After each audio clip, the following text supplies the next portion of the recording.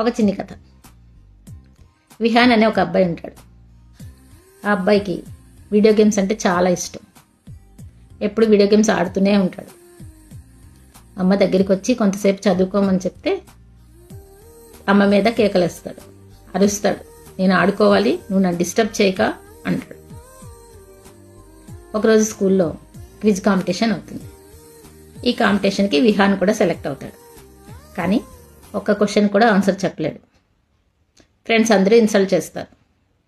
ఆ బాధతో ఇంటికి వస్తాడు, దిగాలుగా కూర్చుంటాడు.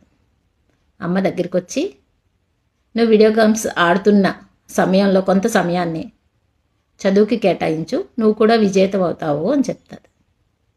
ఈ బాబు కంగారు పడుతూ, నాకు చదువు రాదు, నేను చదవలేను అంటాడు.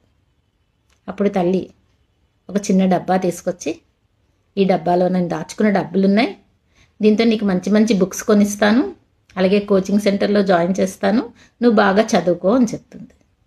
ఈ మాటలు విహాన్కి నచ్చుతాయి. బాబు చదువుకుంటాడు.